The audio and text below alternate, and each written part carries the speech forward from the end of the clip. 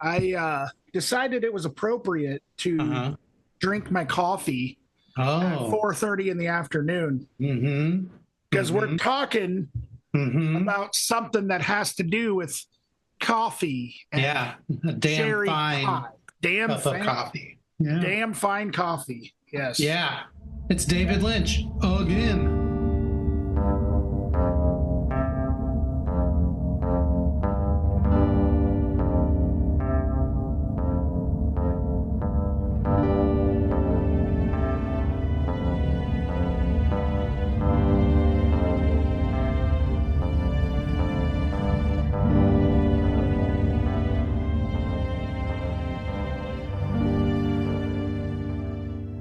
Greetings, citizens of Earth. Welcome to Accelerativ Thrust.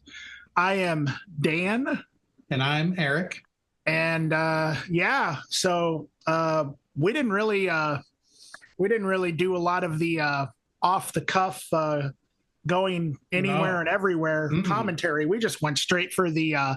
jugular about Well, what we're talking about today. It's a short show now, and we have a lot to talk about, I guess. I don't know. I mean, we can BS if you'd like. Oh yeah. No, I'm trying to think of something to BS about. well, I could think of something. Mm-hmm. What's that? So a couple of comments that I got about our show. Mm-hmm. Now these were from sources that you would expect this from. Everyone likes to hear us talk less. Mm. So what I was thinking, well, not, and by everyone, I mean two people that are our friends that are clearly joking. So I was thinking, what if we did a silent episode and see how that performs? Yeah. You see where I'm going with this? Yeah. I'm not sure. We just we release a half an hour of silence. Yeah, I mean John Cage did it for 4 minutes and 33 seconds. That's true. Although, okay, so I have a question about that. Yes. When I heard that John Cage did a composition that was 4 minutes and 33 seconds of silence, titled 433, I actually bought a CD of John Cage because I just I had to hear this. Yeah. And the version of 433 that was on the CD wasn't silence. Yeah. Like what, with people coughing and breathing and stuff? Sure. That's what it is. I kind of felt like I was misled because I thought it was literally just going to be like, I was like, oh my God, I can't wait to hear this silence. Right. No, I mean, that's what it is. Every performance is different. Yeah. But how come it is marketed as 4 minutes and 33 seconds of silence, though? Well, because I think technically, if you looked at the sheet music, there wouldn't be anything on it. Okay, so that's what I mean? That's what they're getting at then. Okay. Yeah, like the music produced is non-existent. Yeah. So it's essentially like performance art more than anything else. It totally is. It's high concept nonsense, But hey, the guy we're going to talk about today, he could be accused of the same thing. So yeah. And lots of nonsense too. Right. To be fair. Yeah. I mean, that's what people say. I don't know. But yeah, back to your silent episode. Yeah. It kind of reminds me of something I was thinking about earlier today because I listened through a lot of David Lynch today, and I remember the first time I heard Rammstein, it wasn't actually when I saw Lost Highway. It was when I saw the Space Ghost episode. That's kind of in the style of Lost Highway. Do you remember that? Who was the guest? Peter Fonda, maybe, I think. Okay. It's kind of coming to mind. It was totally hilarious, and I loved it. Speaking of soundtracks. Yeah, man. So we talked a little bit about David Lynch on the last episode. Actually, quite a lot to be doing another episode about it. But we didn't get into the music that much, and I don't know. I just think he deserves a deeper look by us. Like we do sort of in-depth shows sometimes. And so I figured it'd be a good time to talk about David Lynch. Yeah, so, absolutely. Yeah. So I thought Fire Walk with Me, this score / soundtrack. Come on, everybody, it's record time. Would be a good thing to focus on because to me, it sort of represents kind of the pinnacle of what we consider like Lynchian as far as sound and music, things like that. And it's really good. It's really cool stuff. So yeah. Did you get a chance to listen to it? Of course. Yeah. I've actually heard the soundtrack before. Yeah. Couple of times. So one of the things that I noticed about David Lynch's music, as well as Angelo, what is it? Badalamenti, I think. Badalamenti. And then also like the other, like the Thought Gang, that's David Lynch and Badalamenti together. And then the usual suspects like Julie Cruz. One of the things that I really started to think about when I was listening to this yesterday is the music choices that David Lynch makes with his visual works, the soundtracks and the scores and stuff like that.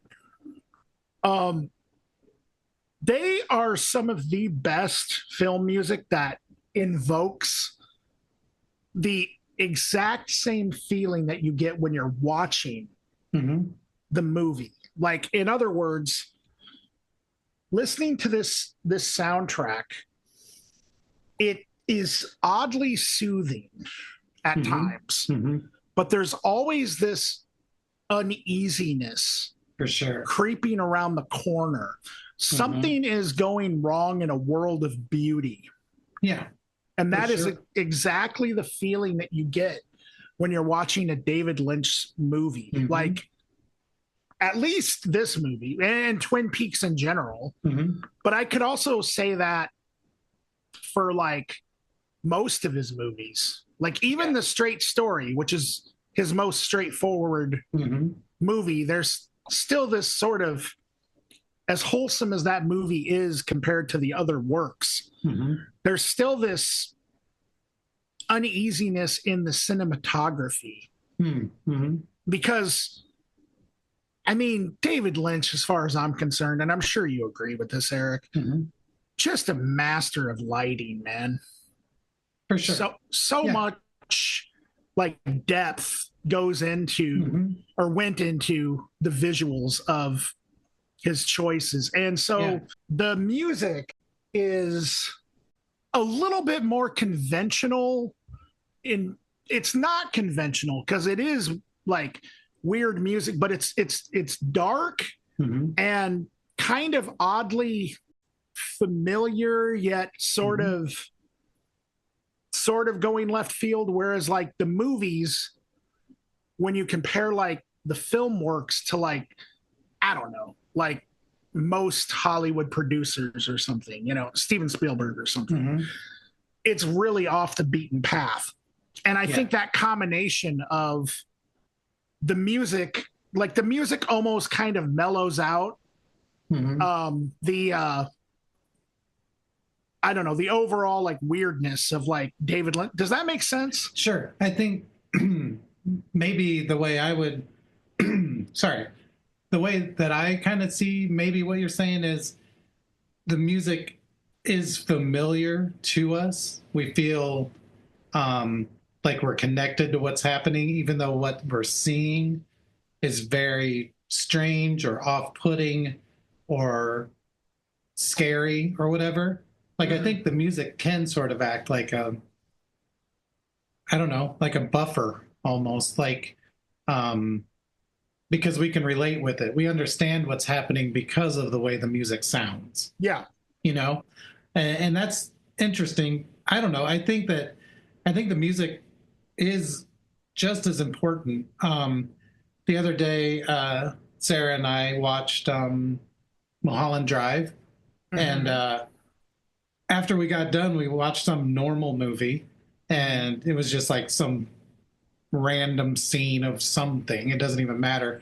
And I was like, can you imagine if this had David Lynch music under it? It'd be terrifying. But it was seriously just like someone looking out a window, and that, I think that's kind of interesting because I agree the music is a little bit more palatable than what's on the screen, but I think it definitely directs us to how we should feel in the scene.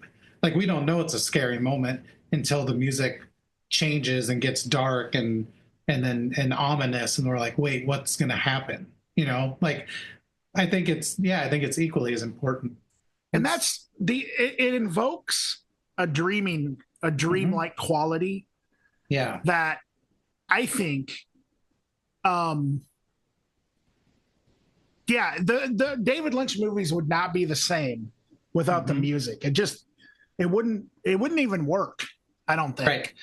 Yeah. And so there's a lot of like what I would describe as like dreamlike states that are presented visually to the viewer in David Lynch movies.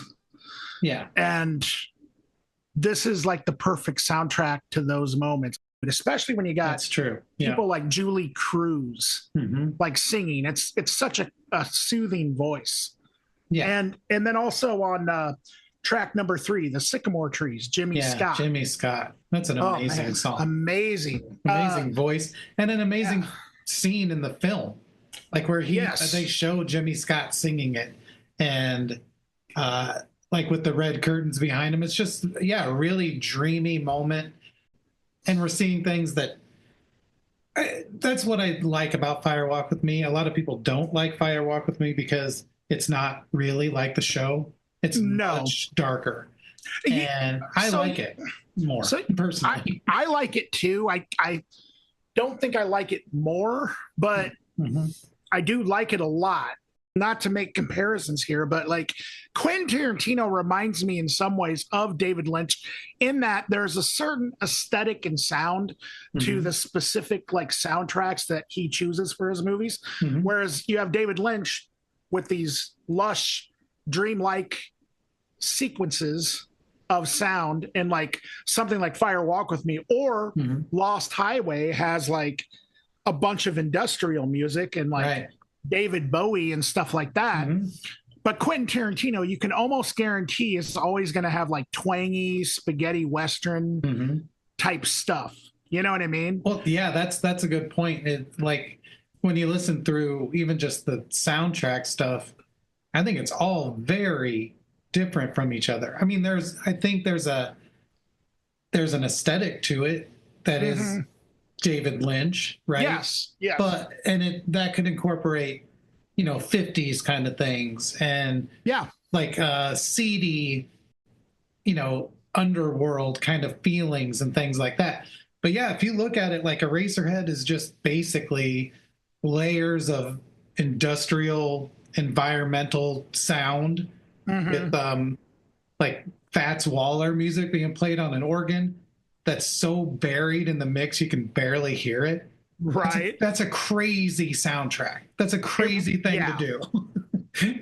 But it still has that feeling of this is old and this is new, and it's also dirty, like it has all those same feelings regardless of what the actual sounds are, which is pretty cool. And I would say that the movies are the same way.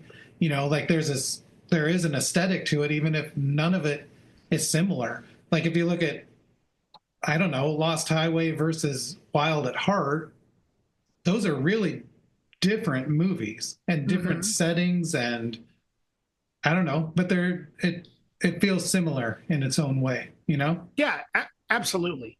The other thing that is really cool about David Lynch, specifically like in the 90s, is there was kind of this period of time where you started seeing like, I don't know, like the like Trent Reznor, for instance, started to collaborate with David Bowie. And then like both Trent Reznor and David Bowie were like on Lost Highway and collaborated with David Lynch. You started to see David Lynch's influence in the culture of cinema very heavily in the 90s. And I think that his blueprint is all over the place now. You know? Yeah. Well, I think it at least gave people the confidence to go out of their comfort zone when they're creating, you know, and just see what can happen. But also, I think David Lynch's movies are really funny. And absolutely. Not all of them and not all the time, obviously, but there's just moments that are really weird. I think David Lynch movies are intended to be, and this is going to sound kind of silly, they're intended to be more than just like a movie. They're intended to be like an experience. For sure. Absolutely. Yeah.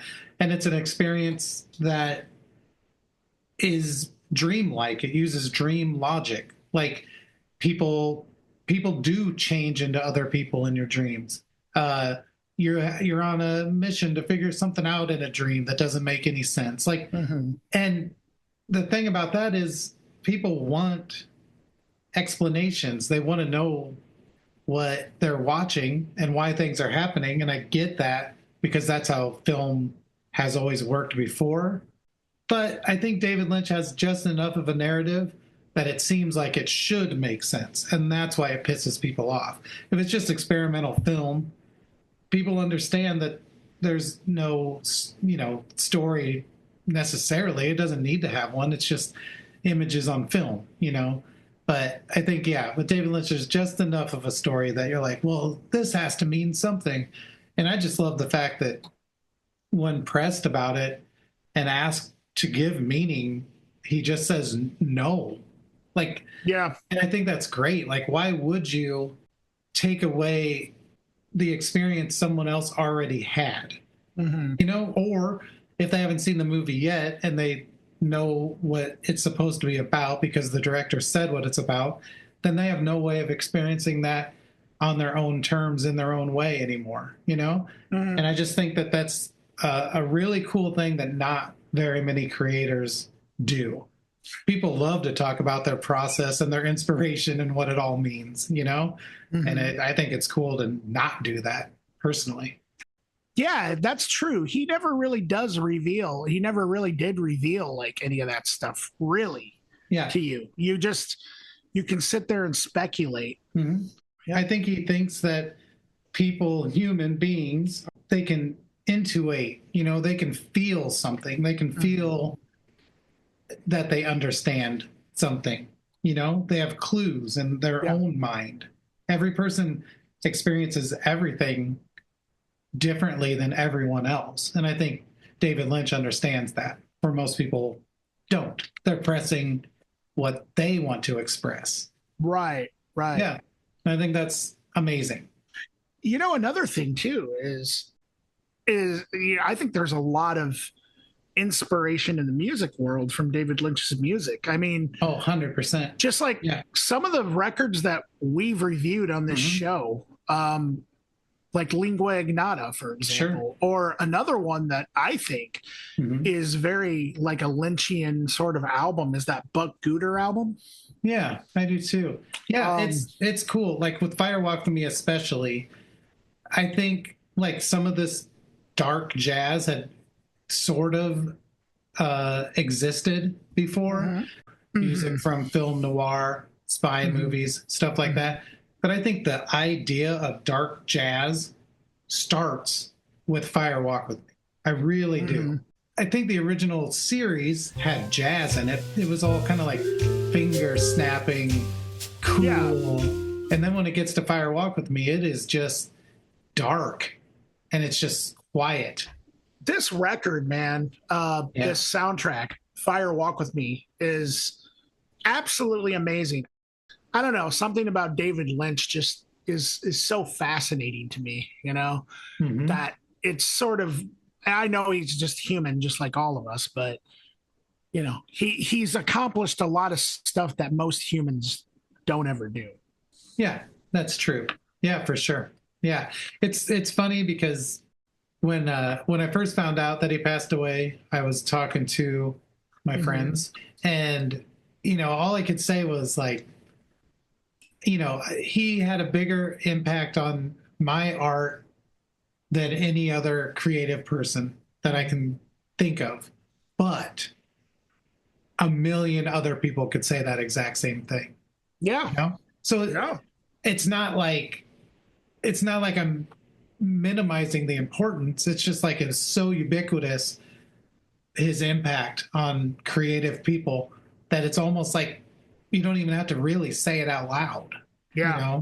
It's like, everyone knows. If you're a creative person making interesting things, I'm sure you were influenced by David Lynch. Yeah. Yeah, absolutely. And I don't know, for me, like I've said, my experience with the Blue Velvet at a young age changed me. But man, when I heard the Pink Room off of Fire Walk with Me soundtrack, it was over. It was freaking over.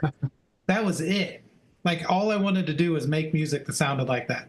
Yeah. Forever. Yeah. It's like the dirty twang guitar, the repetitive like rhythm, like it's kind of like the Stroll by the Diamonds. Do you remember that song? Stroll.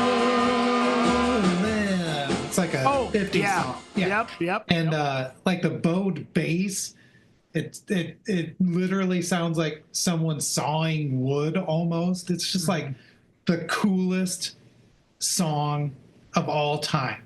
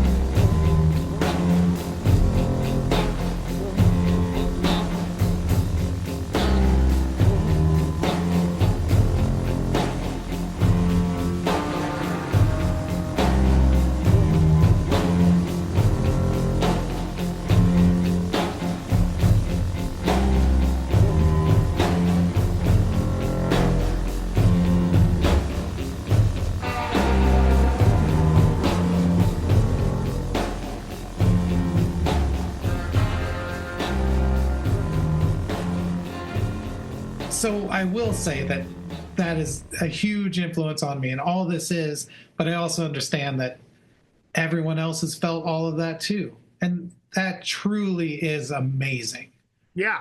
That he could have that big of an impact on so many people that changed their creative trajectory, like millions of people influenced. Outrageous. That's crazy. Sorry, I didn't have anything else to say. It's just that's crazy. That brings up such an interesting point, because what you just said was so true.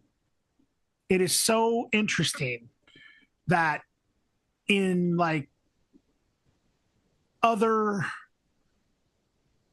forms of art, and I guess this exists in movies too, that there sort of are these elitist circles that would want somebody like punk rock, for instance, that would want something like a David Lynch to just basically not be that person that influenced like 30 million people or a million people or whatever, you know what I mean? And because they just kind of are like, well, David Lynch, I discovered him, like myself, and I don't need somebody else coming in and infiltrate, you know what I mean? Like it's interesting.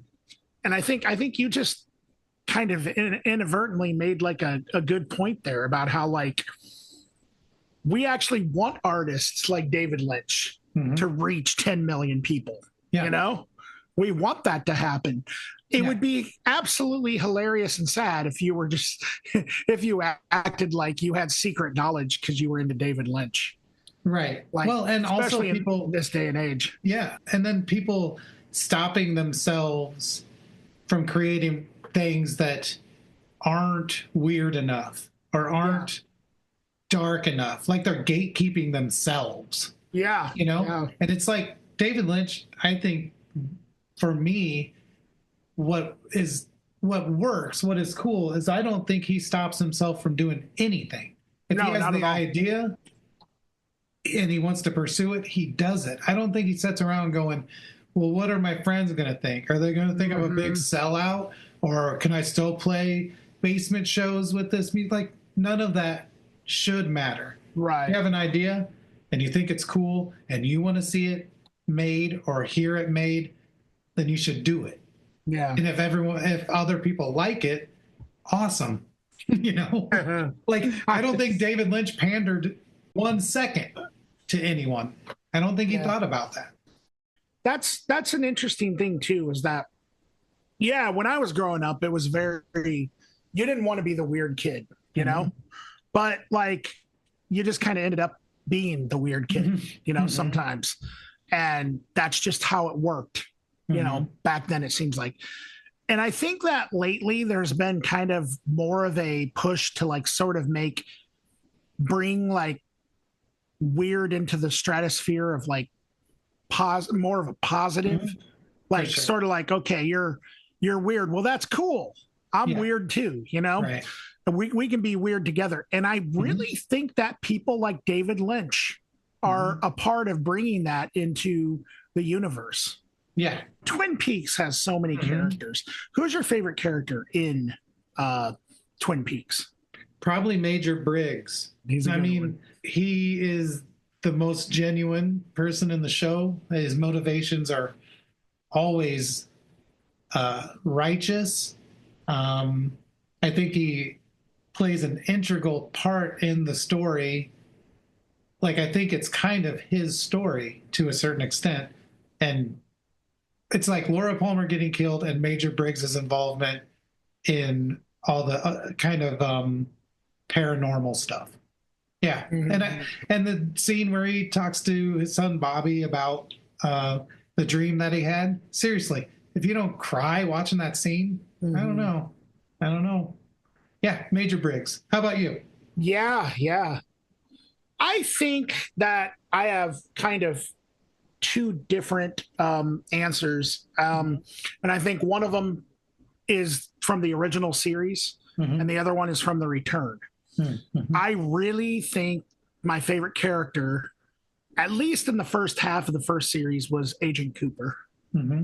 I really just think Kyle MacLachlan nailed that character. Like, it's one of those situations where I don't think anybody else, but I will say that David Lynch himself, as Gordon, is a close second. I just love that. But I agree with you, Major Briggs. But in one of my favorite characters in The Return was Deputy Hawk.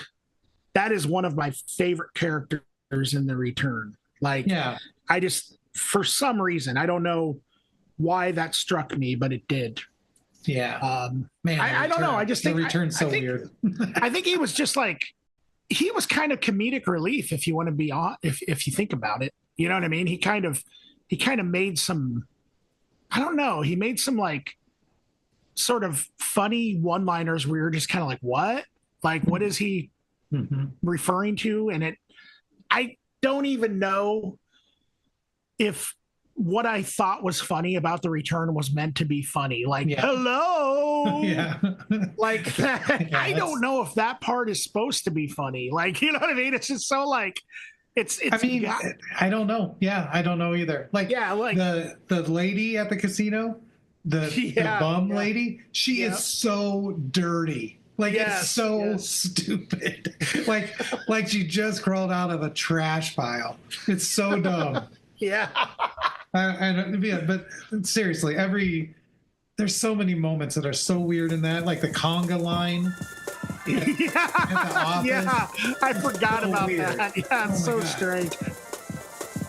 David Lynch, man, rest in peace, because you really did change, the visual and musical landscape of cultures that both Erik and I were very appreciative of, I think, you know? Sure. I can't think of hardly anyone else that had more impact on just creativity, basically. Yeah, just like straight up creativity. Yeah. Amazing. Well, I think we did a good job covering some of this. Yeah, I think so too. I think, David Lynch, he really is kind of a sort of a once in a lifetime sort of thing. Like it's going to be very hard to find another David Lynch. And it should be. There shouldn't be more than one David Lynch. Yeah. That would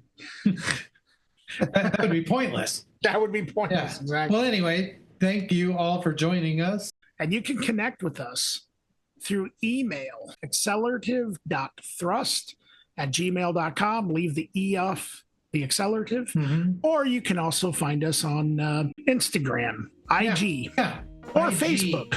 Or Facebook. FB. FB, right. And we'll return with more hilarious, irreverent bullshit next time. Yep. Okay, so I'd like to say hello. Hello. Good one.